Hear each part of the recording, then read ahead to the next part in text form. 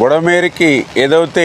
ఇటు లెఫ్ట్ బండి మీద 3 ఏదైతే బ్రీచెస్ 200 మీటర్ల పైబడి ఏదైతే పడ్డాయో, అదేవిధంగా అటు రైట్ బండి మీద 7 బ్రీచెస్ ఏదైతే పడ్డాయో, అదేవిధంగా ఏదైతే పులివాగు దగ్గర 3 బ్రీచెస్ ఏదైతే పడ్డాయో, మరి వెంటనే అందులో కూడా ప్రత్యేకించి ఈ లెఫ్ట్ బండి మీద ఉన్నటువంటి ఆ 200 మీటర్ల 3 బ్రీచెస్ని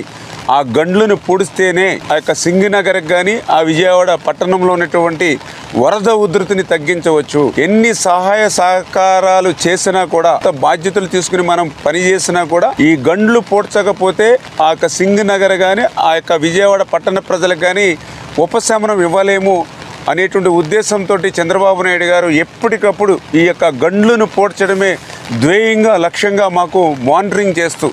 అదేవిధంగా నారా లోకేష్ బాబు గారు కూడా స్వయంగా ఈ గండ్ల దగ్గరికి వచ్చి ఆయన కూడా సూచనలు ఇవ్వడమే కాదు, ఏదైతే ఏజెన్సీలను కూడా ఎన్ని కావాలితే అంతమందిని పెట్టుకుని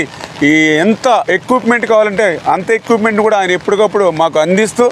ప్రతి 1 అవర్ కూడా క్లోజ్ మానిటరింగ్ చేస్తూ ఉన్నారు. అందుకే ఈరోజు ఎంత వర్షం వచ్చినా గాలి వచ్చినా కూడా